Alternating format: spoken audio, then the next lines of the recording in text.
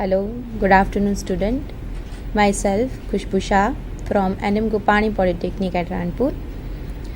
Last લેક્ચરમાં આપણે GTU 2011નું paper solve કરેલું કે જેમાં ક્વેશ્ચન 5A સુધી આપણે કમ્પ્લીટ કરેલું. તો નાવ આપણે ફર્સ્ટ ક્વેશ્ચન 5B સોલ્વ કરશું and then January 2012 GTU paper solve કરીશું. ઓકે, તો let's V start question 5B of GTU paper 2011. Question 5B. Explain types of energy and law of conservation of energy. Energy may be defined as the capacity to do work. Okay, capacity to do work means કે કાર્ય કરવાની ક્ષમતા જે છે એને energy કહેવામાં આવે છે. There are two types of energy. First, potential energy and second, kinetic energy. Okay, સ્થિતિજ એનર્જી અને ગતિજ એનર્જી. તો there are two types of energy. Then first we explain potential energy. Energy stored in a body due to its position is called potential energy. Means કે energy જે છે એ બોડીમાં એની પોઝિશનને લીધે જો સ્ટોર કરવામાં આવે છે, એના સ્થાનને લઈને ધ્યાનમાં રાખવામાં આવે છે, તો એ એનર્જીને કહેવામાં આવે છે potential energy. A body of mass means કે એક્ઝામ્પલ જોઈએ. A body of mass is lifted from ground level to height h.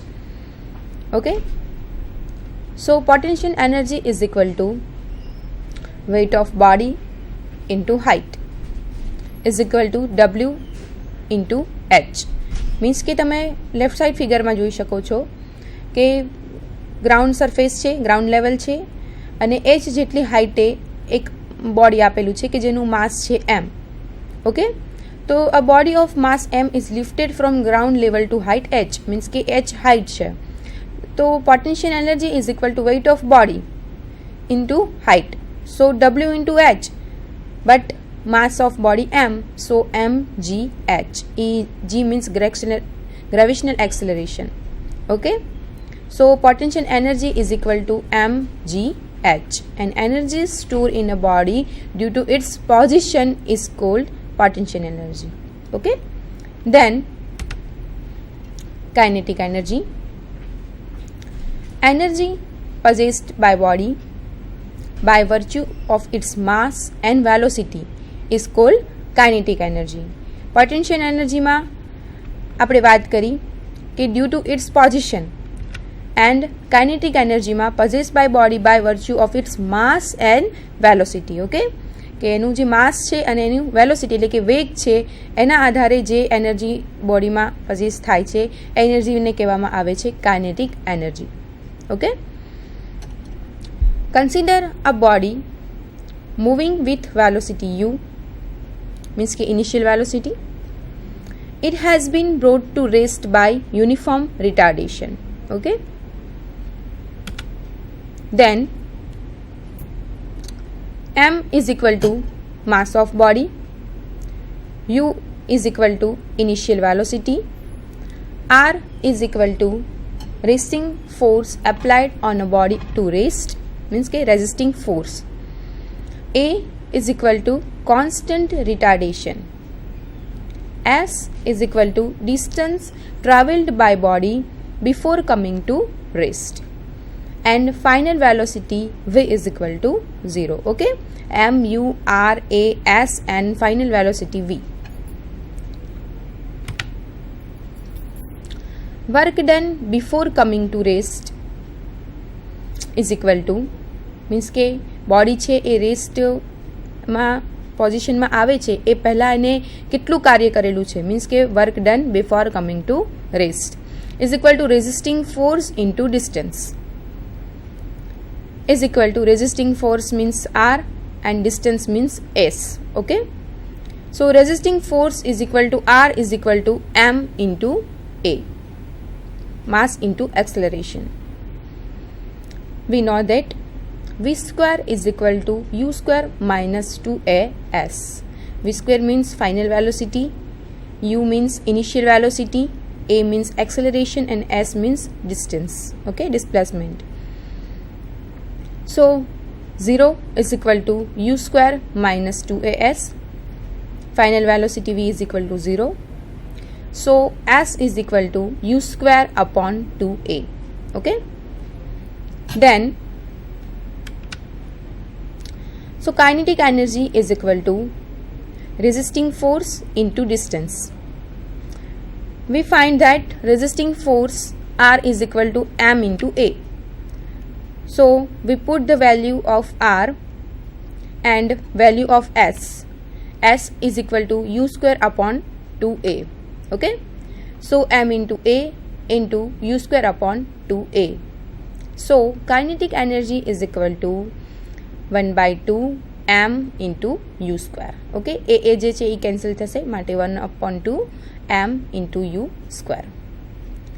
If we say initial velocity is equal to v, first we say initial velocity is equal to u, but if we say initial velocity is equal to v, then kinetic energy is equal to 1 by 2 into m into v square. Okay, initial velocity is equal to u, then kinetic energy is equal to 1 by 2 m u square, and if we say initial velocity is equal to v, then kinetic energy is equal to 1 by 2 mv square. Okay, then law of conservation of energy. It states the energy can neither be created nor destroyed. Through it can be transformed from one form into any of the forms in which the energy can exist. It means total energy remains constant without change. Okay, અહીંયા conservation એનર્જીનો જે લો છે એ આપણને શું કહેવા માગે છે કે the energy can be neither be created nor destroyed, એટલે કે જે એનર્જી છે એને ક્રિએટ કરી શકાતી નથી અને એને ડિસ્ટ્રોય એટલે કે એનો નાશ પણ કરી શકાતો નથી, પણ એનર્જી જે છે એને એક ફોર્મમાંથી બીજા ફોર્મમાં ટ્રાન્સફોર્મ કરી શકાય છે.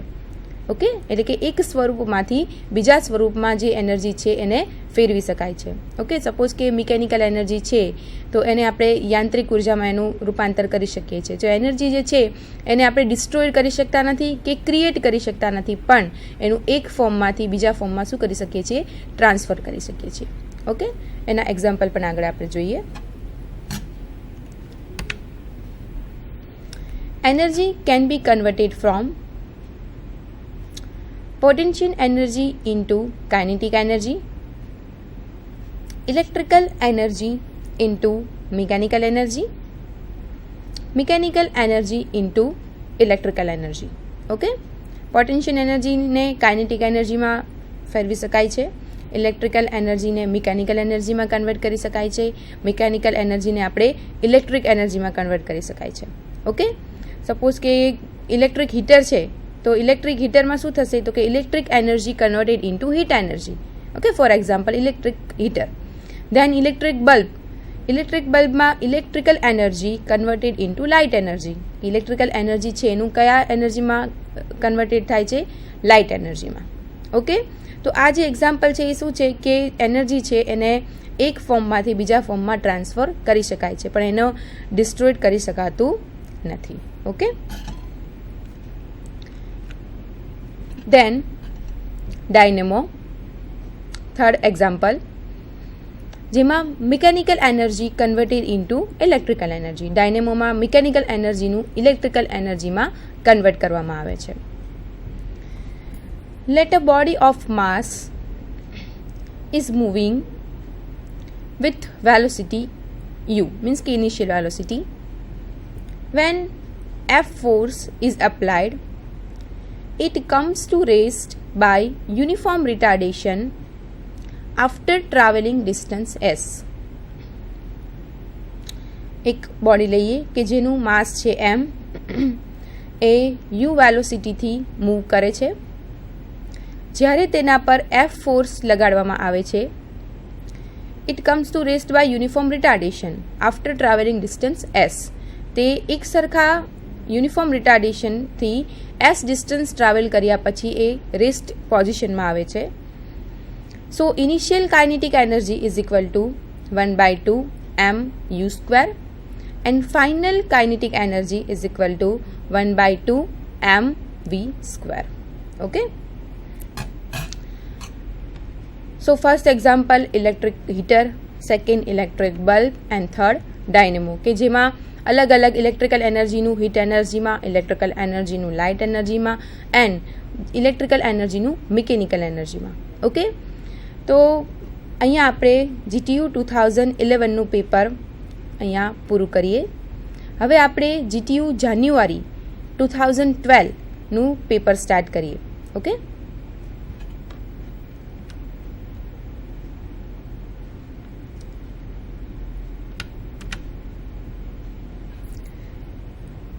Question 1A. State and explain triangle law of forces.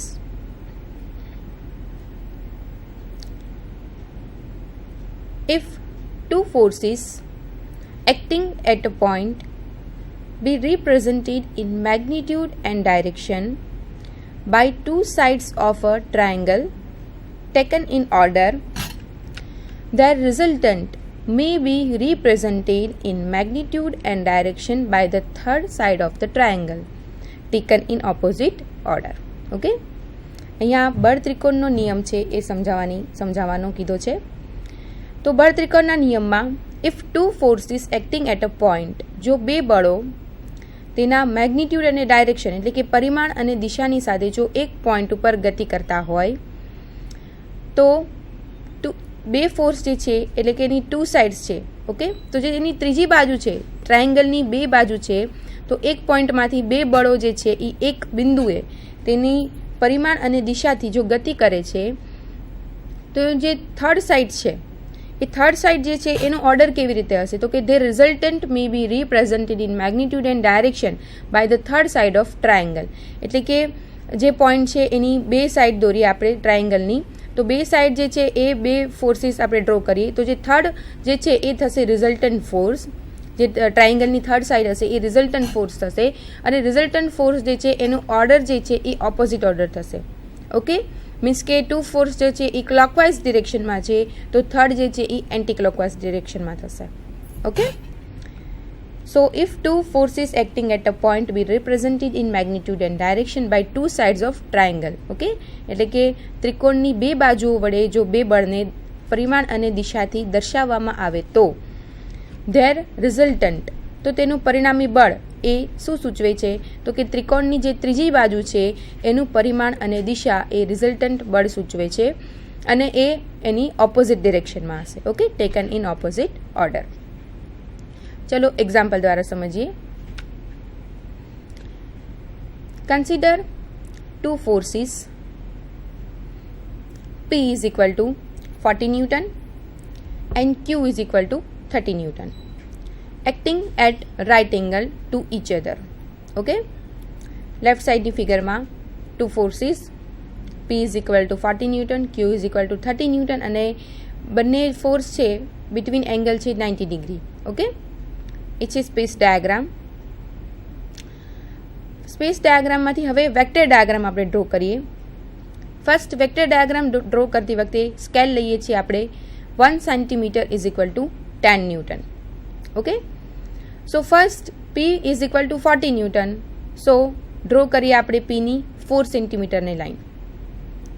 Than Q is equal to 30 newton, so Q જે છે એની આપણે ડ્રો કરીએ લાઇન 3 સેન્ટીમીટર. P અને Q અને જે થર્ડ સાઇડ છે ટ્રાયેંગલની એ થશે રિઝલ્ટન્ટ ફોર્સ. ઓકે, તો રિઝલ્ટન્ટ ફોર્સ જે છે એની સાઇડ કેવી થશે? તમે જોઈ શકો છો કે ઓપોઝિટ થશે. સપોઝ કે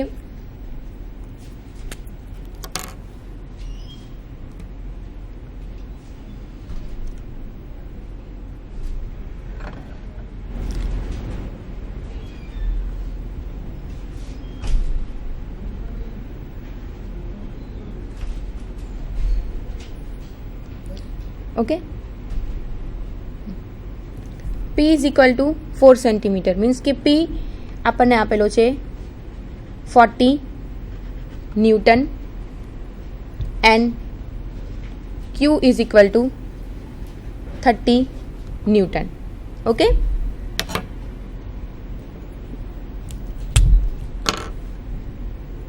so first we draw P is equal to 4 centimeter. Scale 1 centimeter is equal to 10 Newton. Okay, so we first draw P is equal to 4 centimeter line and then Q is equal to 3 centimeter line. Okay, P this direction, Q this direction, but finally we draw third side of triangle.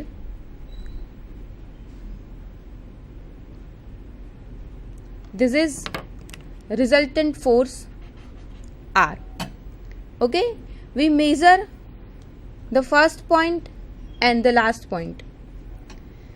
This is 5 centimeter. Okay, and resultant force જે છે third side એની જે direction છે, P ફોર્સની direction આ રીતે છે, Q ફોર્સની direction upward છે, તો રિઝલ્ટન્ટ ફોર્સ જે R છે એની ડાયરેક્શન આ રીતે થશે.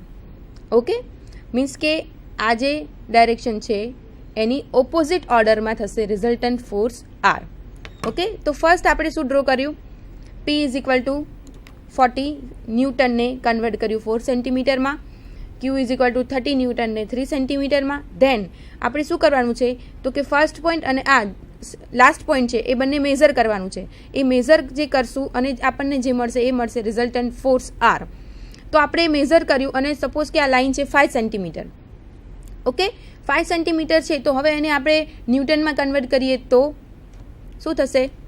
તો R is equal two 5 into scale આપણે શું લીધો છે? 10 newton. So 10 is equal to 50 Newton. Clear? P is equal to 40 Newton, Q is equal to 30 Newton and R is equal to 50 Newton. Clear?